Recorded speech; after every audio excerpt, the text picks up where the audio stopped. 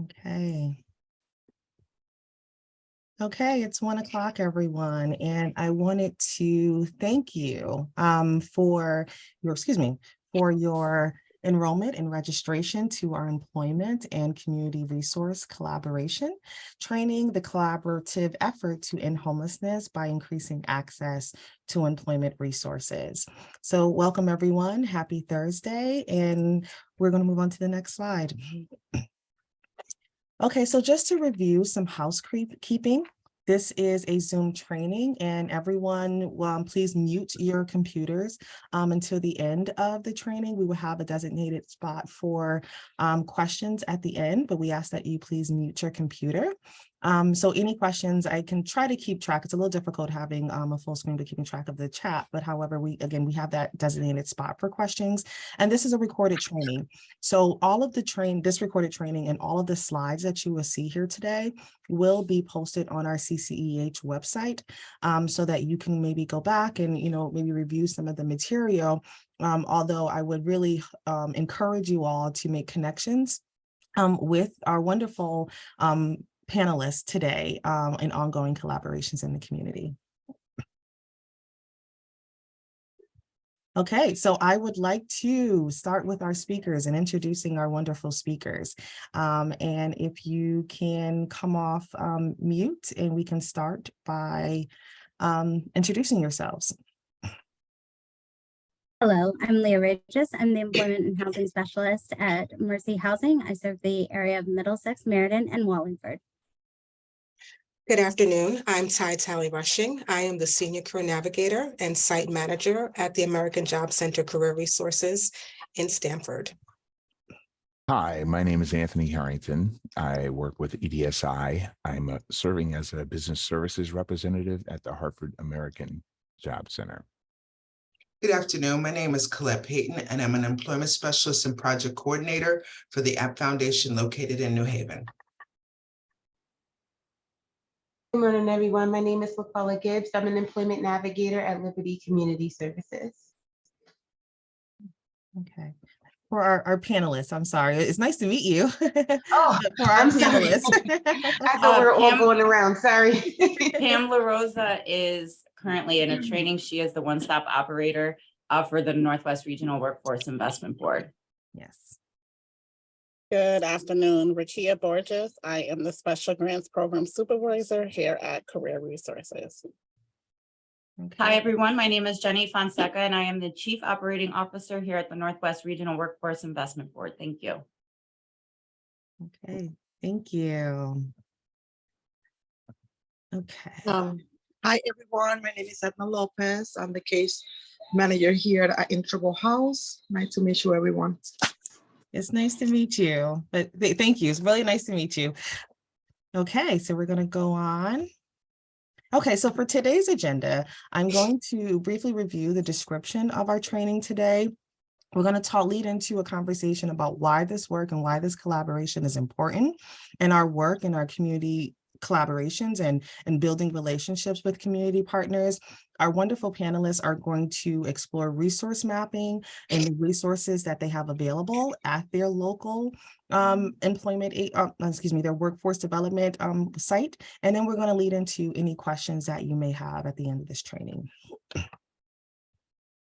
Okay, so the training description. So this training really was created to support cross-sector collaborations to end homelessness by increasing access to employment resources and to really bridge gaps between overlapping populations. As we know that cross-sector collaboration is vital to sustainable housing, and we thank you all for registering and enrolling to engage in this conversation so that we can work together to not only support our communities that we are providing services to, but to also re-engage and re-energize those community conversations about what is the next step and how can we strategically have conversations with employment workforce alliances, and what will that really look like? How can we kind of really strengthen those connections, because we're making those resources and recommendations to the communities that we're serving. So we want to make sure that we're bridging collaborative efforts and really kind of having like point people in just conversations, right, with people that we intend to work with in the future. So we also, in this training, you're going to hear from each of our amazing panelists that they're going to do an overview on the community support services that they provide in their region. And they're going to discuss some special population employment strategies, engage in a deeper discussion, again, about, what services and, that we can work on together and collaboratively, but really to increase resource sharing, collaboration, and coordination. And really, hopefully, ideally, that this conversation will really encourage you to reach out to your local community providers to really kind of foster ongoing relationships. Okay, so I'm going to introduce our first speaker, Leah Reyes. Hello, once again, Leah Reyes. Thank you so much, Bobby, for facilitating this training so that we can start to work together. So if we can move on to the next slide, we'll just go ahead and jump right in. The graphic that you see is given to us by our friends at Connecticut, or Advancing Connecticut Together, excuse me. And of course, we all work in different sectors, but this is specifically talking about those in housing crisis. So within the last HICPIT that was done, this shows that almost 1,600 people were found sleeping on the streets, which identifies the issue of homelessness rising to 13% within the past year. Now, considering that, and in regards to employment, roughly 4.2% of Connecticut's residents are unemployed. Understanding how that relates to the world that we live in, and especially the state that we live in, and what not only we compete with, but what our clients are competing to attain, the median household income for Connecticut is actually almost $84,000. The average household income is a little bit over $120,000, and per capita, the average income is almost $48,000. That's also in consideration that almost 15% of household incomes in Connecticut is over $200,000 a year. Those seem like huge numbers to me, and especially in regards to the clients that we serve, that seems completely unrealistic and unattainable. And so we are here to help bridge that gap from housing crisis and people struggling, and allowing resources and opportunities for individuals throughout Connecticut to build a better life. So if we can move on to the next slide, we're going to talk about the nitty-gritty. This is essentially what our clients are looking at. Connecticut, I'm very happy to say that Connecticut raised their minimum wage this past in January of 2023 to $14 per hour. Now, if a person is able to attain and maintain employment, that means that their income is at a little bit over $2,200 a month. And that means that they're taking home not even $1,800 a month. Now, this next bit of information is incredibly generous, and we all know, especially those in the housing field, that this almost seems unrealistic. They're pretty low numbers considering what we typically see on a day-to-day basis, but these are the averages that came out for the year 2022. So we'll speak generously, and that's fine. Rent and utilities is roughly $1,300. Food budget is about $600, and transportation, thank goodness for those who push for free transportation through CT Transit and the efforts done there. But considering other modes of transportation as well as your own personal vehicle, a generous budget of almost $60. So adding all those together and considering how much a typical person making minimum wage working full time, they're already starting the month in the red at about $200. So as we continue to share all the wonderful resources that all of our friends have to offer, I just want you to constantly go back to this slide and think about it. What would you give up in those moments? We can move on to the next. This is essentially a culmination of information that was taken through our employment team at my sister's place and Mercy Housing. Our employment team got together and we talked about the barriers that our clients face every day. Of course, throughout the world and in our lives every day, we face discrimination, whether that be our race, our ethnicity, our cultural influences, but also how the world sees us or sees our clients in the midst of their struggles. So consider that. Another thing is logistics. How do we show up? Consider how you got this position that you have today. What did that look like? Had an extra cup of coffee in the morning, make sure you slept early the night before, you did an extra pep talk in the mirror, and you judged your hair or your outfit a little bit better. All of that is not a thing that happened that our clients are able to have on a regular basis. Sometimes their stuff lives in a different place where they are or where they've been able to find safety and security the night before. Simple things that we forget to consider: showering, clothes. There are many different resources that provide aid in making sure that you have a interview ready outfit to wear. So these are the things we're going to talk about. Of course, accommodations, not only where you lay your head at night, or excuse me, accommodations, I'm sorry. I'm getting ahead of myself. So that's any physical or cognitive disabilities. So of course, if there's a diagnosis, we're able to assert ourselves in that realm. And a lot of us work in the world of like advocacy. So we understand what it is to speak up for any issues that we face or that our clients face. But our clients don't have that same level of confidence. So being able to maintain a role when you're not able to say what your needs are to fulfill that role makes it hard. So when we consider clients who have jumped from job to job or place to place, we keep that in mind as well. And obviously the hiring challenges, all the things that are needed to actually maintain that employment. Sometimes when you have a really rough day, going home at night and being able to like put your feet up or take a bath or have a glass of wine, talk to your friends, those aren't typical things that like our clients may have the privilege of receiving. So considering all this, we can move on to the next slide. This is a cool study that I found. So it's okay if you don't see exactly what's going on the left, I'll explain it to you. But essentially a research was done based on gaze tracking, and this is through the Boston University. And there are two different resumes, one on the left and one on the right. Basically, it shows that there are 6 places where a recruiter looks and sort of focuses in on as they're reviewing your resume. The one on the left is sort of scattered and all over the place. It's not as clearly defined, and there's a lot of words everywhere. The one on the right is a little bit better defined and has specific bullets that you can hit, and it's just organized better. So it helps guide the eye through your resume to really highlight the attributes that you want to show when you are looking at a resume. The interesting thing is, and we can go ahead and move to the next slide, is the idea that studies have shown that a recruiter takes roughly 5 to 7 seconds. In this study, it was 6 to 7 seconds to review a resume. Now, and of course, that's not including the electronic reviewing that they do through Indeed or what have you, all these platforms that we're very familiar with.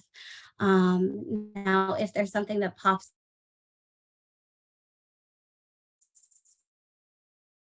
there that pops out and really whopping 23 seconds for somebody to look at your resume, or under 20 seconds, I'm sorry, to look at your resume. So these are just little tidbits to help you get noticed. The most efficient resume approaches include starting sentences with action words and actual bullets. I find with the people, my clients that I help with write resumes, they just may write a paragraph about the time that they had there. So really bullets and action words to sort of pinpoint the successes that you've made in each role. And of course, according to different resume statistics, 76% of resumes are ignored if the candidate has an unprofessional email. It's almost the same percentage actually too for a resume with a picture on it. So there is that. And then lastly, more than 40% of hiring managers and recruiters report that applicants are labeled, or excuse me, lack roles of competency and necessary soft skills. So people, especially who are rejoining the workforce, they might just apply anywhere and everywhere. That's one of the reasons why I have my clients leave the hiring websites that we're all very familiar with, is because they'll just send them ad nauseum and it doesn't really get anywhere. And then they feel disheartened. So we can move on to the next slide. Now, after they get the gumption to move forward and send that resume out, there's some things that create biases that don't let the resumes move forward. And of course, as we live in this world where we try to stay cognizant of DEI, I just wanted to bring this up as well. So resume biases, their names. Studies are done all the time, and I love reading these studies about how people, quote unquote, whiten their resume. Yale did one a few years ago, and it specifically talks about the racial bias in a name. And those studies basically say that no matter what qualifications, as much as it mirrors on two different resumes, if there is a name that is more pleasing per se to the interviewer, that they might consider that a little bit further than the other. The next one is predecessors. If they loved the person who used to have the job that you're looking into, then they would want you to be an angel, just everything that they could possibly imagine. If they hated that person, they'd expect you to come in and do all the work to make it better and make the entire work environment a better scenario. Of course, your experience, if it's hopping from job to job, then they consider that and are just like, oh, well, they obviously can't perform the task. The next two are like really about like a person's feelings. When they look at your resume, if they like the format or don't like the format, or if there's more pleasing font or different things like that. All of that helps with like their quote unquote intuition and their feelings that they get about the resumes that they're looking. Another one is job descriptions. It sort of plays into the whole experience thing as well. And the last bullet that I wanted to go over was about gender affiliated adjectives. I love speaking about gender affiliated adjectives. So if you consider that, like, when we talk about having action words at the beginning of every bullet in your job descriptions throughout your resume, there are more assertive gender affiliated adjectives, and those are linked more towards males and possibly easily or more considered in more male dominated roles. Now, things that are more submissive leans more towards females. And so once again, your resume can create a bias in gender, and it's by the wording you use. So if you think of more masculine adjective, executed, even like developed, attained, all these things, they seem a little bit more, have more conviction. And then more softer, passive adjectives like collaborated, cooperated, participated, those lean more towards feminine, and that could be part of your bias. So in talking about all these things and continuing to develop this conversation that we're having throughout this training, it is to give you resources and people, legitimate people that you can reach out to and speak to about how they can help with your client's employment goals. The work that all of you do is incredible and amazing, but we don't do this alone, and this is an opportunity for us to essentially pass the baton over to other professionals. I only work specifically in the MMW area, specifically with diversion. So that is my little pocket that I work in. So I'm going to pass the baton over to my friend Ty, who serves the area of Stanford. And it's with the idea that after this training, you guys continue to do the same and just pass that employment baton over to the other professionals, especially through our friends at American Job Center. So, Ms. Ty, it's all you. Thank you, Lee. I appreciate it. I'm Ty Tally Rushing, and as I mentioned previously, I'm the Senior Career Navigator and Site Manager at the American Job Center in Stamford. We cover the Stamford area, Norwalk, Greenwich, and surrounding towns. And for the most part, we are here just to provide those career counseling and employment services to the community. Next slide. So if you've not heard, the American Job Centers are a unique collaboration of state, regional, and local organizations that are basically put in place to address the needs for job seekers and employers. For the most part, we work with the Connecticut Department of Labor, and we pretty much just kind of work together in order to give our customers access to Department of Labor site, jobs, etc., and to provide our customers with different employment resources. Next slide, please. So we're divided into regions. I represent the Southwest region, which has 3 locations, the Stamford, Derby, and headquarters in Bridgeport. But like I mentioned, we cover the other areas within the state as well that are within Fairfield County. Next slide, please. So who can access our services?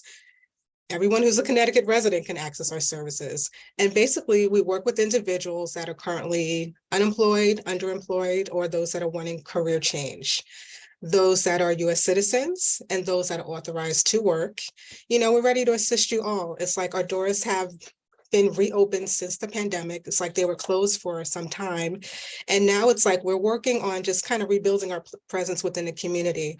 It's like we have folks that, my office is actually located in the Inspirica building in Stamford. So we have folks that kind of come through their doors and it's like, oh, we didn't know you guys were open again, or we didn't really, know you guys actually existed. So in a sense, we're just kind of trying to research within the community and just kind of let folks know that we are here and we're here to provide employment services to you guys. You can actually access any of our services. The key point is register. Next slide. So I did like a brief little screenshot of how to register on CT Hires, because without this, I guess I can say you guys really can't go anywhere as far as like accessing what we can provide for you. So this is just like a brief scenario on how you could actually just register. If you go to cthires.com, you just would kind of create an account if you don't have one, and just pretty much go through these steps. I'm happy these slides are actually going to be distributed after the presentation, so you guys could actually go ahead and create your own account if need be. And from there, it's like you can access and create a comprehensive account with your resume or by adding your personal information into the system.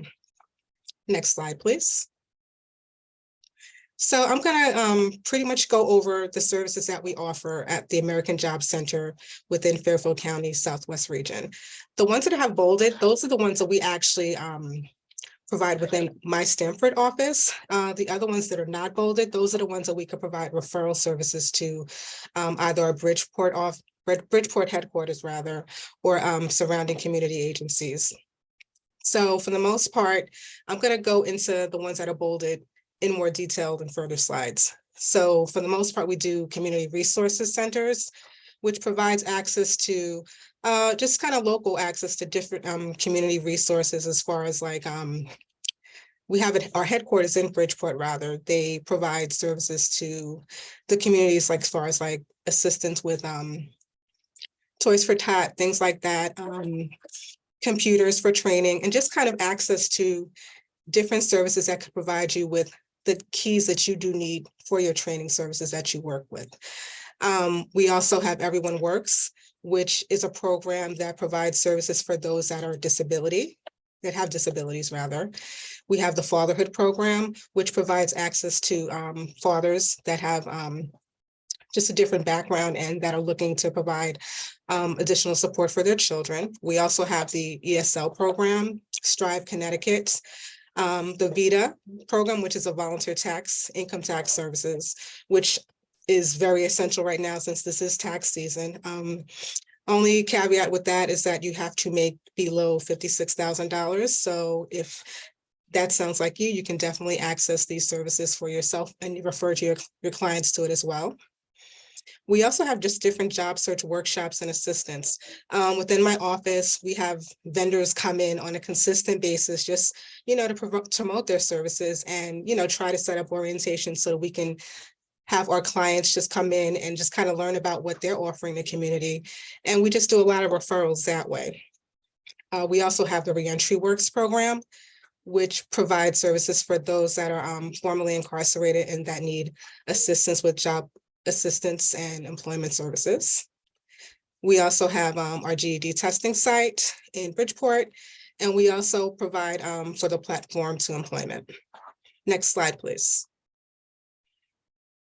So I'm going to go into WIOA a little bit more in depth because that's pretty much what the most of the activity for the American Job Center in Stamford actually works with. So we provide career guidance, assessment, employment planning, and just mostly information on training programs. Like WIOA is a grant that actually became a law in 2014. And for the most part, it was created to provide our customers with access to the employment training services that they need in order to be, attractive within the labor market and to employers that are hiring. So from WIOA, we have like an eligibility process. And from that process, we collect documentation to see if it fits within like the criteria of being eligible for the state grant. We work with what we call adults, and we have dislocated workers as well, which are those that that are unemployed and that are collecting unemployment benefits. So those are the two categories that we work with. And we work with folks that are on public assistance that are looking to do any sort of training as well. And for the most part, after that eligibility process, we work with you hands-on in order to create employment plans and come up with your objectives and goals so that, once you complete a training, that you're able to actually be employable. It's like we're kind of like a one-stop shop because once you go through the process of eligibility, complete your training, we also work with you as far as getting a job. It's like we work with employment services and resume writing, counseling, cover letter assistance, mock interviews, and things to that degree that make you an attractive employee for prospective employers. Next slide, please. Another thing that's super popular is our free computer workshops. We offer digital literacy in person and online, and it pretty much goes through the basics of internet access, Microsoft Office, Zoom, things to that degree. We have a very hands-on instructor. She's here 3 days out of the week, and she also assists with the online virtual as well. We also have like a resume development orientation where we help folks with getting their resumes in order as far as like critique and development and just pretty much, the pitfalls to avoid and just kind of like the standards that you need in order to make your resume stand out from the next candidate. We also have like a social networking for job search. We have like a women over 50 club that's actually recently come into play that, just kind of assists with, challenges that older workers may face and things to that degree. So it's like we have a lot happening here. So, we're super excited to, just promote our services to the community. And next slide, please.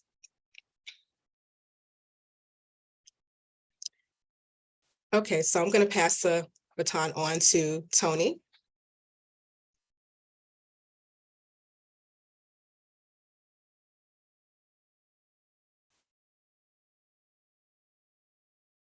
We can't hear you, Tony. I'm sorry. So I'm with the American Job Center in Hartford. I serve as a business services representative. And on the next slide, which we'll go to, I'm just going to mention it's a poem, Invictus. It's a very inspirationally uplifting poem written by William Ernest Henley. And I've had the pleasure of reciting this poem as part of our focused, intense reemployment success and through our job search work teams. So if we could proceed.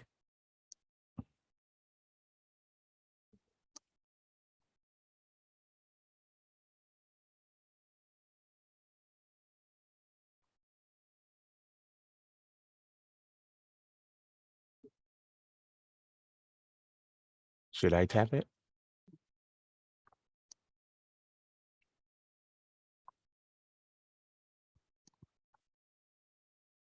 It's halfway through.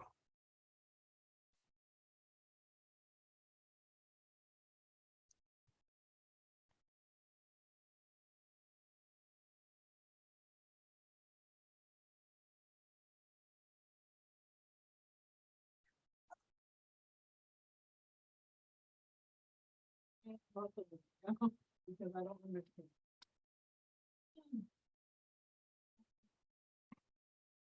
I don't know why it's not letting you edit it, like, that doesn't make any sense, so you should be able to edit it. I'm gonna look right now. So I suppose I'll just interject. We can stop it. It's titled Invictus, and basically it's out of the night that covers me, black as the pit from pole to pole. I think whatever gods may be for my unconquerable soul. In the fell clutch of circumstance, I have not winced nor cried aloud. Under the bludgeonings of chance, my head is bloody but unbowed. Beyond this place of wrath and tears looms but the terror of the shade, and yet the menace of the years finds and shall find me unafraid. It matters not how straight the gate, how charged with punishment the scrolls. I am the master of my fate. I am the captain of my soul. Thank you. I apologize. We will move forward to the next slide, which is titled, what is the OLC? How can staff best use that resource? Okay. And essentially, we have meetings. So we introduce you to the facilitators of our AJC team. I'm sorry, just one more slide further. And they'll give you an in-depth overview of how you can use the OLC and our skills to benefit customers. So we have 6 locations: Hartford, New Britain, Manchester, East Hartford, Bristol, and Enfield. And we have six people. Angela Baker, I have their numbers: Andrea Smith, Harry Dicker, Melinda Branson, and a couple of them work together throughout the week. So we really have a lot of customers coming in and getting really good resumes and cover letters through this process. Next slide, please. So we have learning objectives. We have to educate career advisors on the services available to both them and their customers in the online learning center. So people who work within the American Job Center can also advance their skills to be able to more adequately serve the customers that we have, to ensure an improved and streamlined partnership between the career advising staff and facilitators with mutual goals of supporting our customers. Next slide. Next slide. So we have 5 main ways customers can use and benefit the OLC. We're only going to talk about 2 of them, but you can see the others on the screen. So first is self-directed. Enrolled customers are welcome to use the OLC independently and during public access times. Then we have resumes, cover letter consultations. Facilitators will work with customers. We'll kind of talk more in depth in that in just a moment. So we're going to move to the next slide following just the discussion that 3 is learning labs and computer literacy and certification follows. Okay, so we'll go to the next slide. So with self-directed use, you have help with online job search, business-related social media, i.e. LinkedIn. We try to encourage customers to develop a LinkedIn site because it's very helpful in terms of their referral and knowledge of other jobs outside of the standard social media outlets. Then they can print their resumes, copies, faxes, and there are accessible workstations for people with disabilities. And the Goodwill Community Foundation offers online training on various topics as well. Next slide. So here, customers can practice keyboarding and other computer skills. They can stay in the habit of working as if on the job, because that's sometimes what we need. Receive support in completing scholarship applications, which customers come in, they may have worked in a particular field that they want to change altogether.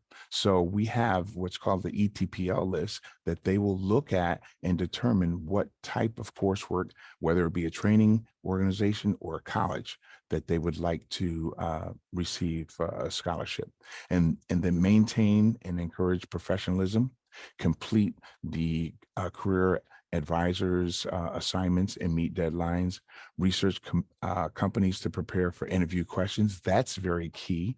We have what's called the 64 most difficult interview questions, and we send it to customers so they'll have an opportunity to review those responses. They may not be tailor-made to the individual, but it will give them some insight as to how to respond when those questions are posed. And then receive guidance on using job boards and labor market information. Next slide, please. So we have resume and cover letter consultations. So we allow facilitators to further support AJC customers in their job search. Many people come to the AJC and don't have resumes, or the resumes that they have are old and need to be revised or modified in some form or fashion to today's standards. So the facilitators assist them greatly in that area. Also, facilitators ensure resumes, cover letters highlight unique achievement skills and experiences relevant to desired positions. So based on availability, slots can be reserved as appointments for other things, such as use labor market information, research and prepare for interviews, and more job-related tasks. Next slide, please. So the CA refers to customers for a resume consultation very early in the relationship, because let's face it, when people come for our services, they're looking for results. So when they come, we try to encourage them to schedule an appointment to get their resume in place. Some people come in and feel that their resume is already set, but what we try to do is encourage them, review the resume, and point out the areas that would be most helpful for them. So the Capital Workforce Partners has asked us that 100% of the customers referred to the OLC have a facilitator look over their resume and cover letter. Next slide, please.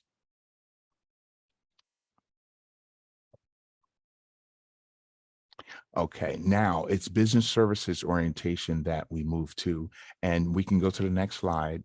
I'm just going to quickly kind of give you an overview of this process. Job seekers come in, they're referred to us by their career advisor. So the career advisor contacts business services. We meet with them in an orientation, and we also communicate with the staffing specialist who makes contact with me. My contacts are the employers. The staffing specialist works directly with the customer, and the customer still works cooperatively with the career advisor. So in this process, it says 75% of employers still expect a thank you note after an interview, and we strongly try to encourage that. Next slide, please. So what's in it for me? A chance to find a good job, an edge over other job seekers because you have so many people working in your corner, a coach who's on your side, positive reinforcement and support, experienced staffing professionals who want to help. Next slide, please.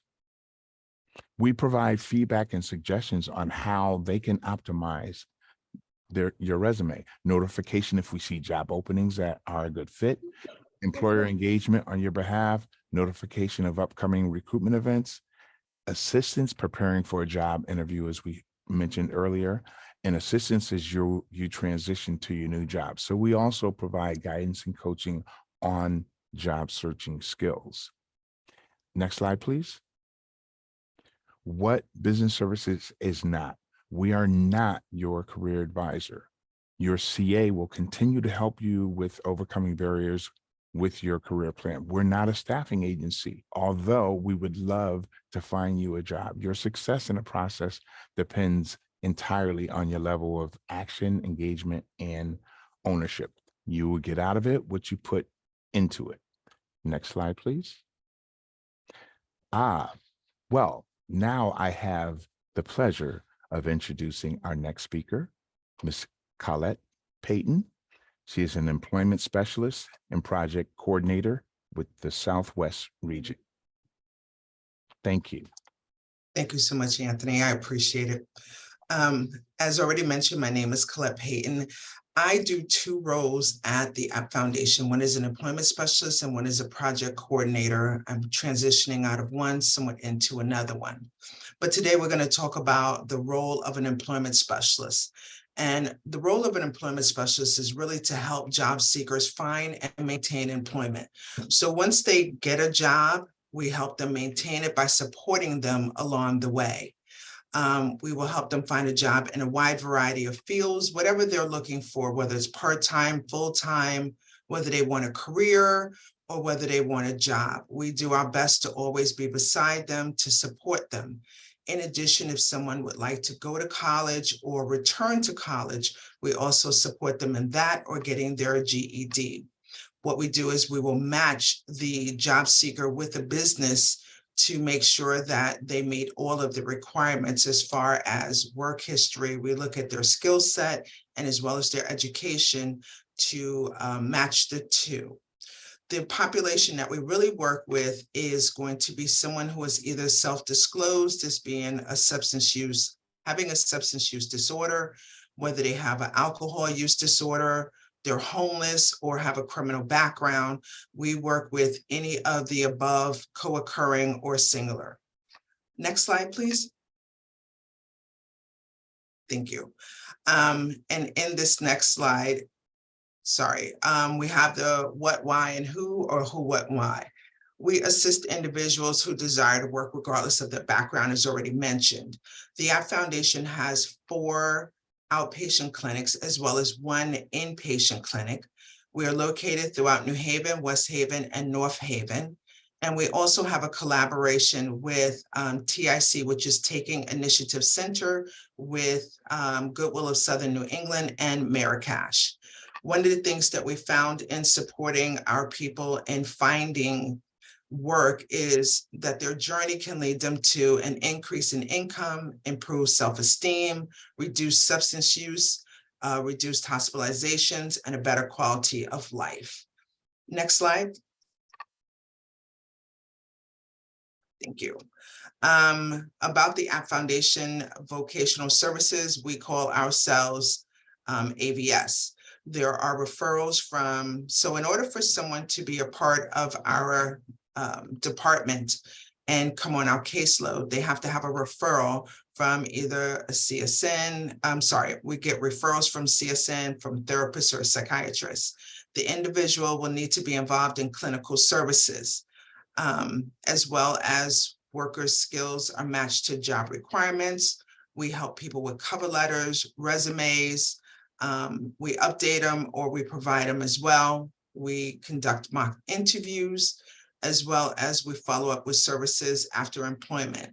A person can stay on our caseload long after they have a job. Sometimes we keep them up to 2 to 3 years before we let them go on their own path, because most people, once they get a job, will decide that they want to get another job, either a second job, or they want to transition into another job. So we want to be there to support them until they get to where they feel they need to be. So we're always continuously supporting them, and we're knowledgeable and professional staff. So whatever training that we can take, we stay in training throughout the year to make sure that we can help our clients as well. And so if we can go to the next slide. Thank you. Here you see we have collaborations with the Bureau of Rehabilitation Services, known as BRS. We also have collaborations with the Community Service Network, the CSN, and the agencies that attend our fellowship place, Goodwill of Southern New England, Marrakesh, and the Foundation. We meet once a month on a Zoom meeting because we're currently not in person, but we do meet once a month. We share success stories, difficult cases that we may have in trying to get someone placed in employment. We will discuss with each other who's hiring and where. We share the information knowing that no one person is an island all by themselves. We do need to do this together in order to help any job seeker find a job. We also work with temporary agencies throughout the New Haven County. We started contacting temporary agencies and having them come in. They meet with our team and tell our team all about their company, what they're looking for, the type of businesses that they're hiring for. And then this way we try to match our job seekers to their requirements. And so far it's been really successful to have people come in and talk to us about their temp agencies. In addition to that, we work with the Downtown Evening Soup Kitchen, food pantries, and any other soup kitchens around, because what we found is our clients do have barriers, and it's extremely hard to think about looking for a job and you're hungry, or looking for a job and you have nowhere to lay your head, or you don't have any clothes. So we do our best to keep a resource file going around that we can all share the information and tell each other about what we have found. So we do have a referral system for Dress for Success. There is another organization that veterans can work with, which is Save a Suit, located in Bethel. So if they're a veteran, they can get a suit for free, whether they're currently serving or have finished serving a tour, they can get a suit. The App Foundation has also had Amazon come in and created several hiring events at our West Haven location, which have been successful in getting some people jobs. We've also developed relationships with hiring managers. We call it job developing, where we will go out and meet with managers that have hiring ability and talk to them either about our clients or job seekers or anyone else. In addition to that, we work with the Department of Mental Health and Addiction Services, DEMAS. We are actually one of their employment providers as well. And Taking Initiative is in New Haven on Whaley Avenue. If anyone is knowledgeable of New Haven, we have people that come through there. So one of the things about that particular location is you have to have already tried as many services as possible. They serve breakfast, lunch. They have computers for people to use, a recovery library. They also have meditation groups, recovery meetings, education groups, access to treatment and community resources. They have donations of clothing and shoes for their people that come through that door. It is only for people residing in New Haven and are currently not actively involved in any service system or in treatment, and who have not had success with previous recovery strategies. So we have one person that is located there as well. Can we go to the next slide? So in this slide here, you'll find that we followed the Fidelity model, which is called the IPS model. It is an individual placement and support model that is used. And we use this on a consistent basis here. You will actually score it. So there is a scale, a tool that measures the level of implementation of the evidence-based practice. And the next slide, when I get there, will tell you about the 8 principles that we use when working with an individual.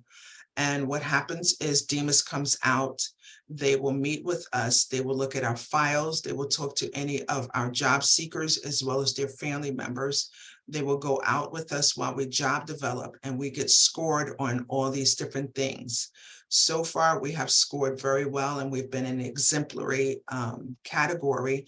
So according to our certificates that we received for the work that we do with our job seekers. Can we go to the next slide? Thank you.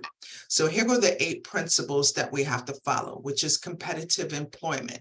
That is jobs that anyone can apply for that pay at least the minimum wage, same pay as any other coworkers with similar duties, and have no artificial time limits imposed by any sort of agency or anyone else. We have zero exclusion, which means people are not excluded on the basis of readiness, diagnosis, symptoms, substance use history, psychiatric hospitalizations, homelessness, or level of time unlimited supports. So if they come to us and they can currently be in a state of using any sort of substance or alcohol, or having a psychiatric break and would like to find work, we help them find work. It does not exclude them from going out and working. So we take anyone and everyone. How they come on our caseloads is we have internal request form that they can fill out. And then we would take them on our caseload after we have a orientation, we do a assessment of them, and then we bring them on our caseload. Outside of the company, people can also come on our caseload by then having a referral sent over, which will be their psychosocial sent over. And then they will be assigned to a person. So our team is small, it's 7 people, which includes our manager, and we're located at different clinics and the inpatient where we work with anyone who would like to find employment. Integrated services would be the model, is with mental health treatment teams. So when we talk about working with CSN, which is at the Connecticut Mental Health CMHC Center, I think it is, so excuse me. They have teams, and we will be assigned to a team that we will work with.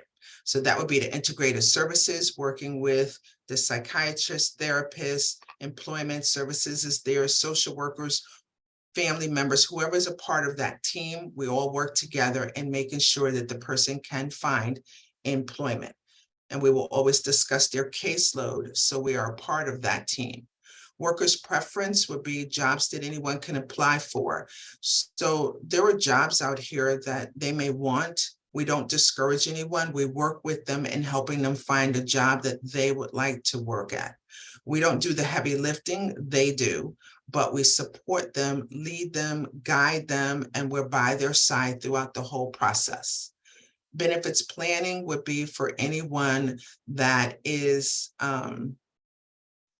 that receives Social Security and they want to go back to work.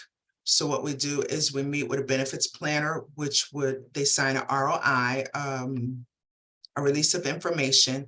They would check their Social Security and find out how much money they're getting, what is the source of that Social Security money, and whether they can work. And if they can work, they tell them how much money they can make in addition to the Social Security, or how many hours they can work. That helps guide us so that we know how to help the job seeker.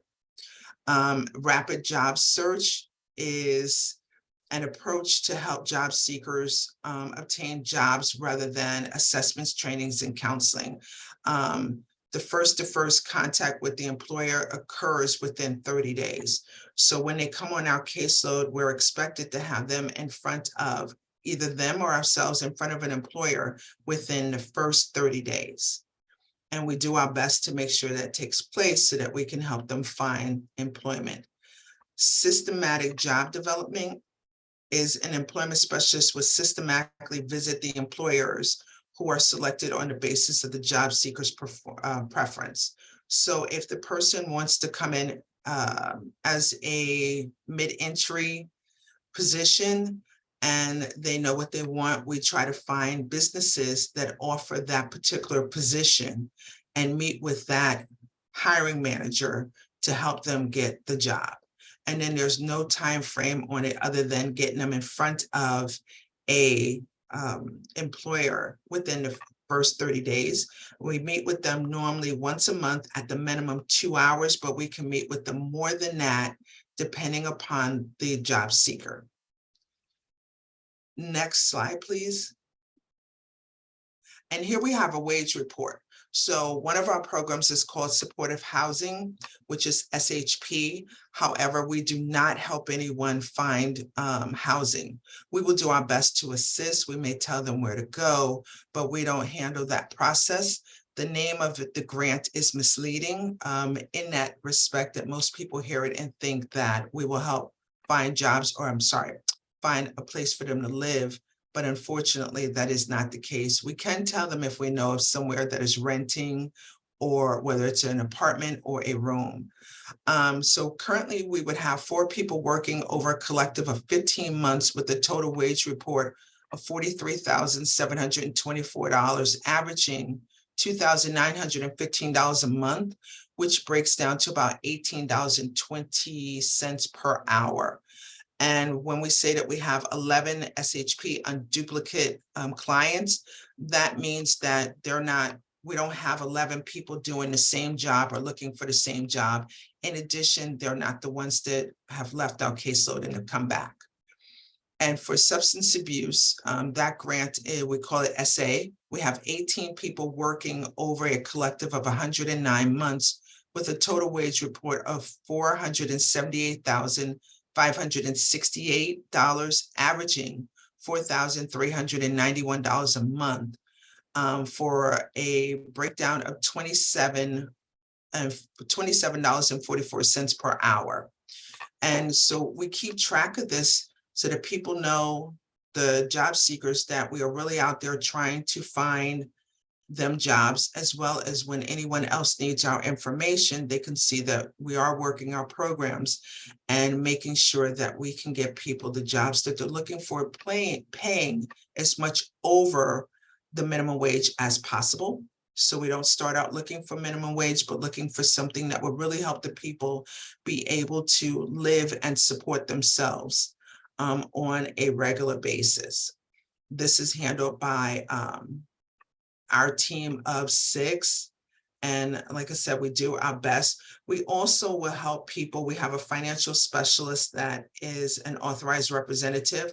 So if any of our job seekers do not have a place to have their mail, they can have their mail come here to our company, and they can have an authorized representative receive the mail and help them out. We also will try to keep up with any resources that can help them. One of them would be the United States Postal Service does offer free PO boxes for the homeless population, so long as either the postmaster knows the person, and if they don't, they have to fill out an application, but can be granted a PO box that would be free for them to have their mail come to, because a lot of our people do not have an address. We also try to help them with phones, whether that is going to be through SafeLink, or they can get Google Voice, somewhere where they're able to receive a phone call so that they could come in for that interview. We do also talk to them about handwritten thank you notes to send that out after they've had an interview, because it's more important, or it is important after the interview, to set yourself apart. And maybe that handwritten thank you note will do the job for people to realize you do thank them for what they have taken the time to do. So that is about it for me. I'm going to pass this along to Rakia Borges. Oh, I'm sorry, did we change that? Rakia Borges? Yes, I'm going to pass it along to her. My apologies. So I'm going to pass it along to her. Actually, it should go to Pam LaRosa first. Oh, my apologies, everyone. That's okay. Hello, everyone. My name is Pam LaRosa. Can you hear me? Yes. Yes, we can. thank you. I am the one-stop operator in the Northwest region, and I work closely with the Northwest Regional Workforce Investment Board and our public partners, the Department of Labor, DSS, BRS, to name a few. As in my role as the one-stop operator, what I am tasked with is continuous improvement of services available at the American Job Centers in our region. We have one comprehensive site in Waterbury and 2 affiliates, one in Torrington and one in the greater Danbury area. If you could go to the next slide. We are one of 5 of the workforce boards in the state of Connecticut. And what has already been discussed by 2 of the workforce boards is the programs that they have available in their areas. So what I'm going to discuss here are some of the programs that are available in the Northwest Workforce Investment Board area to customers who walk through the American Job Center door. And those customers not only include job seekers who may be underemployed or unemployed, but they also include businesses who might be looking to expand their workforce or expand their actual business. So if you could just take a look at my flow chart, it is a lot of information, but I'm giving it to you all at once so that you can see it laid out. The Northwest Regional Workforce Investment Board is funded through the State Department of Labor, and the money for the State Department of Labor comes through the Federal Department of Labor. In our region, it is split up between the 3 AJCs, as I mentioned, Waterbury, Danbury, and Torrington. On the left side of this flow chart, you can see the programs that are available under the WIB. We have, through formula funds, we have WIOA programs, those Workforce Innovation and Opportunity Act programs that have been discussed. Individuals self-motivate to be in a WIOA program. We also offer Jobs First Employment Services, and these are individuals who come to us, they receive cash assistance from the state of Connecticut. Both of these programs are covered, the case management piece of this is done through our contracted vendor, Career Resources. And you can see some of the programs that are available under these 2 funding streams. Under WIOA, we have youth programs, dislocated worker programs, and adult programs. There are different supports that go along with all of those programs. Under the youth programs, there's in-school youth and out-of-school youth. And then some of our support services include transitional jobs, on-the-job training, individual training vouchers, as well as incumbent worker training. Under JFIS, there are individual training vouchers and subsidized employment. Also on this side, the Workforce Board goes after getting competitive grants and therefore offers some additional training programs. These include Brownfields, Skill Up Connecticut, the Northwest Construction Career Initiative, Green Jobs through Career Connect, Ticket to Work, CT WISP, Older Worker Virtual Training, and these are connected also to some of our training providers, that eligible training provider list again, as well as MASC, which is a training provider in the Waterbury area. You can also see in this flow chart that the Department of Labor is housed at the American Job Center in Waterbury. And here they offer unemployment services through Reemploy Connecticut, as well as virtual staff who can assist any individual who gets unemployment with questions virtually in our career center. We also, under the Department of Labor, there is CT Hires, and on CT Hires, we have employer services, as well as job seeker services that are available.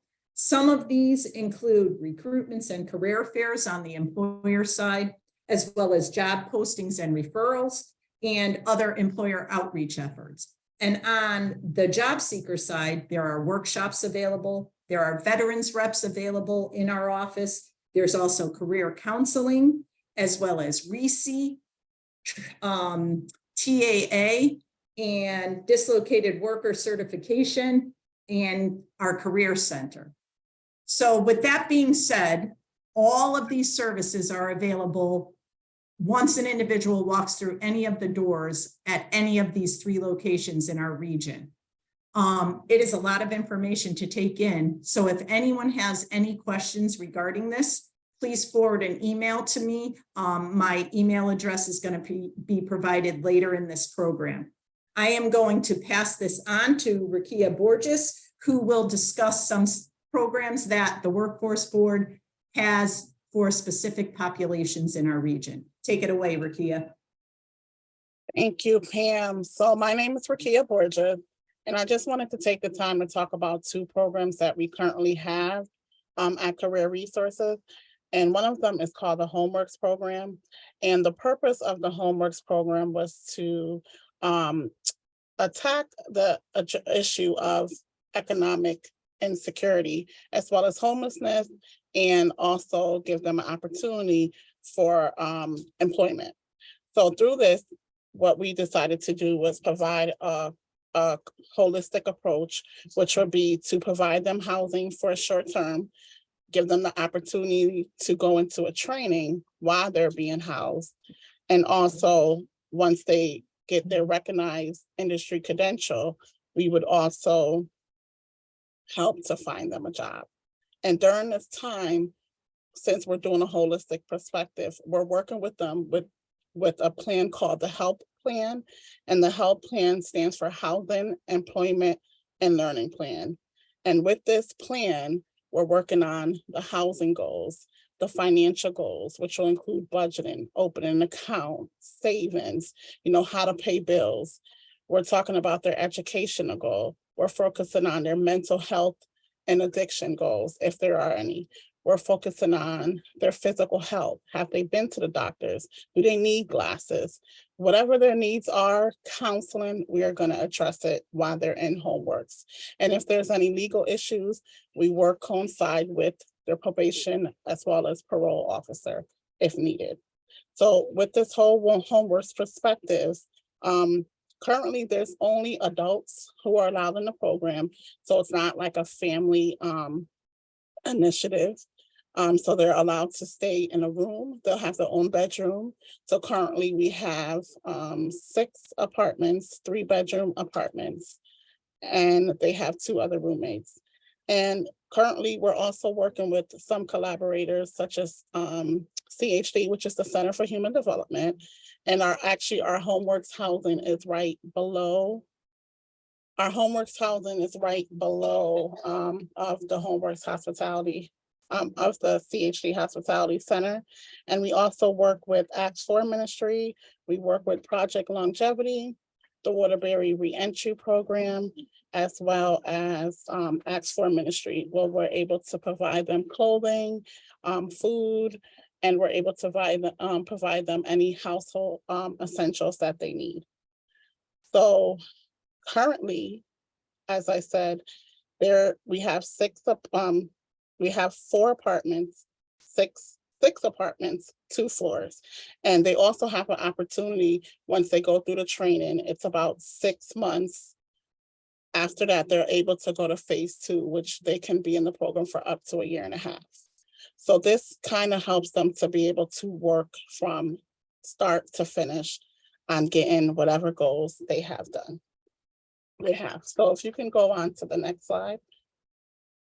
So one of the things I do with the guys and the girls in the program is something called Allison. And what I find helpful about Allison is that it offers free courses. You're able to get some certificates and diplomas on this website. And one of the assessments that I definitely work with them with is the workplace personality assessment. And I find this helpful because once they're going into training and they need to start applying for jobs, you kind of got to know what skills you need a little bit more help with and where you're strong at. So this is actually an assessment built just for them. So, you know, we could do workshops and we convert them to workshops, but this one is just right for them. And once they get the results, so it takes about 45 minutes. And once they get the results, I'm able to sit with them and just kind of give a detailed explanation and, you know, give some positive feed forward on what they should do and what to do with this information. You could go on to the next slide. So as many people discussed previously, part of the program for homeworks, the educational piece, will come through WIOA. So I'm not going to talk much about WIOA because it has been talked about earlier with Ty. So our information sessions here are on Tuesday at 1:30 at 249 Thompson Avenue, and on Thursdays at 10 a.m. via Zoom. And that's the email to sign up if you're interested in a WIOA training. You could go on to the next slide. Thank you. So we recognize that everyone, you know, has different abilities. So we don't want to forget about the people who receive SSI or SSDI. So I also run the Ticket to Work program. And as you can see, it's just a program based for people who receive SSI or SSDI. We're trying to get them to increase their income, get them from sitting in the house, because a lot of them, from my experience and from what they've shared, is that, you know, they get depressed, they get some anxiety, you know, from being at home. So getting them back out into the workplace and letting them gain some more self-esteem and feel better and good about themselves, they want to go back to work. And then some of them are afraid, can they go back to work? So the Ticket to Work program is a great opportunity that allows them to try. And if you receive SSDI, it's beneficial because you're able to kind of see if going back to work will work for you with the disability that you have. You could go to the next page. So what I want to say before I move on to Jenny is that what I found important is that we should we can have all the services and we can have all of the education and the trainings, but if we don't meet people where they're at and we don't help to build them up and we don't build that rapport, they're never going to come back through our doors. So I just want to remind everyone, you know, just take the time to really build and kind of see what their barriers are, you know, come from a place of a person in a personal perspective so that they feel that they're heard. Because a lot of times, you know, I've heard from my experience working with the people in the Homeworks program, a lot of people didn't listen to what they wanted and believed in them. So a lot of our jobs is just pure motivation. So I will turn it on to Jenny Fonseca. Thank you, Rukia. Hi, everyone. I'm sure many of you have probably heard about, can we go back to the Career Connect slide? I'm sorry. I'm sure many of you have heard about the Career Connect programming that's being offered statewide. There are several different CVOs and workforce boards involved in offering training through Career Connect, and our board in the Northwest corner has been charged with spearheading training offerings in the green energy sector. The list of specific offerings is still sort of being worked out. That's an ongoing process. We're constantly looking for new training vendors to partner with us. But at this point, individuals can expect to pursue job training that could include solar photovoltaic, HVAC, a multitude of Building Performance Institute trainings, and many others. We are also going to be offering trainings in manufacturing, healthcare, and CDL. So that list will soon be updated to reflect all of the trainings. I encourage you guys to consistently check on the Career Connect portal for updates. Next slide. We also, Pam alluded to this a bit, we offer a variety of specific programming. Those are like our special grants that we apply for. These would include Project Reentry, which is designed to assist ex-offenders to begin their path to successful employment, attain industry recognized credentials through job training, and career coaching services that help them gain the skills they need to secure meaningful employment. We have a manufacturing program that's geared specifically to high school youth and also adults, offering credentials in plastics, injection molding, and other manufacturing opportunities. We have our Skill Up Metrics training, which is fully online. And there are actually over 5,000 options for training on that. It's a wide variety from administrative to IT, manufacturing, human resources, many, many options there. And then through our CT WISP program, we offer eligible students free information technology training to prepare them to enter employment. So these are just a few of several offerings that are available here at the Northwest American Job Center. We strongly encourage you to follow us on all of our social media channels and visit our website frequently, because we're constantly starting up new programs. Things are always changing. And that's it.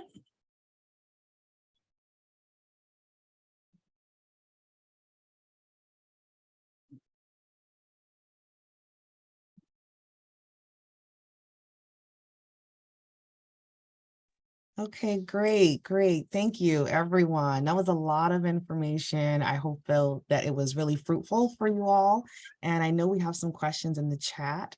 I do want to honor, I know that we have about 15 minutes left. I will stay on an extra 10 minutes or so if you still have some questions that you would like to ask, but let's see. Okay, are there any other questions? Any questions that people have while we have our wonderful panelists still here? Can you hear me? Yes.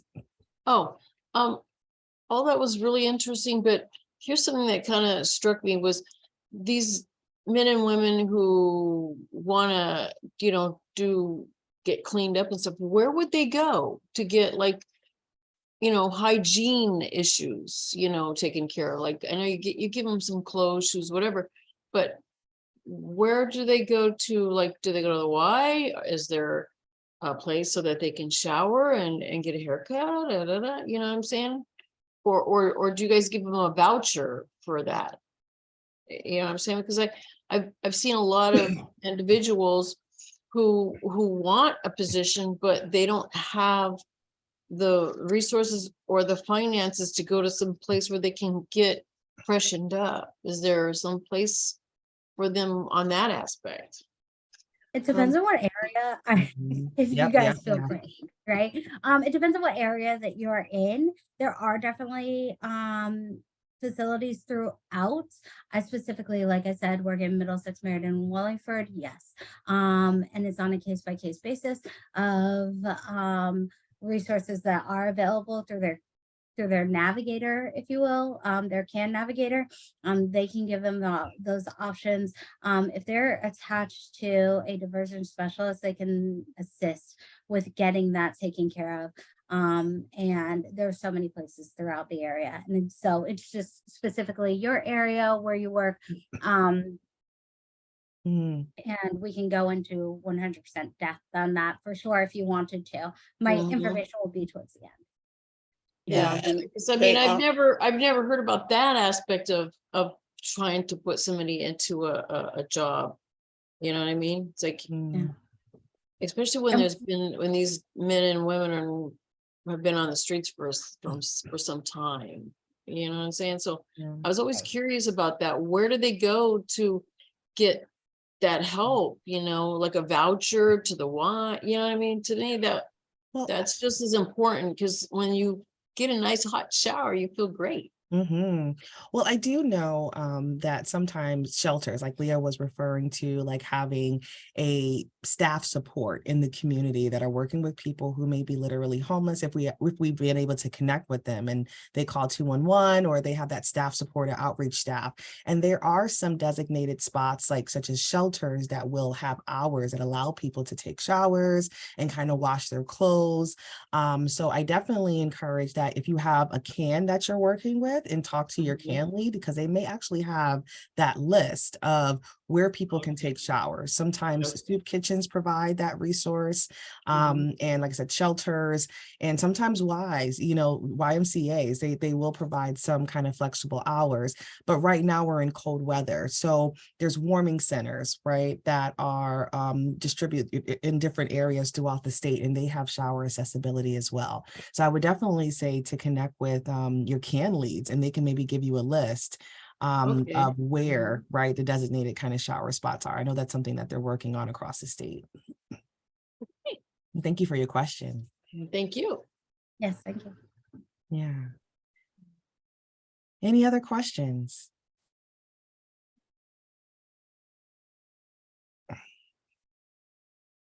Okay. Well, I will post the slides and this recording on our website, which is cceh.org. And under the webinar trainings kind of tab where you can find this information, and you also find all of the slides. So hopefully, ideally, again, I would like for hopefully all of you to identify where your local workforce development agency is and start having, hopefully, or continuing this conversation, as they have outlined that there's so much resources, so many things happening, special grants that are happening to provide employment resources to people in our community. And hopefully we can, engage in more conversations where people can really connect and tap into those resources. But also a lot of our panelists, in conversations coming up, they have also connected with people who are experiencing homelessness as well. And they could also, hopefully build that collaboration to say, hey, this is a person that I have identified that is at risk of homelessness or literally homelessness, and I'm providing employment resources. So definitely that cross-sector collaboration to really, again, help people just sustainably connect to resources, and knowing that when you're sending someone to your work enforcement board, that that person, there's another person on the other end, and if need be, you can connect with them, and vice versa. I think they can also provide that connectivity service to our workforce alliances and throughout the state. So I would encourage you, please, to look at the slides when they're posted. They should probably be posted maybe by tomorrow, and grab your local workforce board contacts information, and let's start making some connections. Yeah. And just to piggyback what Bobby was saying, we really wanted to talk about like warm transfers, like let's collaborate and work together. Like, yes, this is a collaboration, but even while we were connecting and developing this presentation, we were talking about different people, not specifics, obviously, but different people and where they would need to be guided, either within the CAN or within employment in a different area. So just to answer the question that was in the chat too, Ms. Vondras, that your person is the wonderful Ms. Ty, and her information will be there.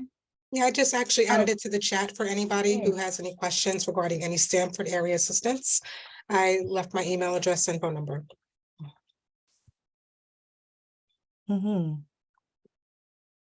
Okay. All right. Well, thank you. I think Very informative, very informative. It's a lot of Yeah, thank you, information, Sherry. right?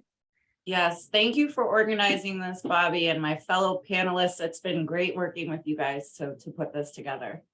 Likewise, team. Ditto on that. Yes. Yes, I agree. Okay. All right. So maybe there will be a part 2 in the future. Who knows? We'll see. But also, we also have our ATI that is coming up as well. And that's on our website, where that's our annual training institute that happens in Hartford. And we're hoping to also have an employment workshop as well. And you may see some familiar faces there, but it's also one in-person conference where we can go into a lot more depth into employment resources and strategies, but also we provide, a nice lunch, and it's a nice day in Hartford too. So to be more to come. Okay. Thanks, everyone. Thank you Thanks. all. Thank you. Thank Thank you guys all you. for showing up. Yes.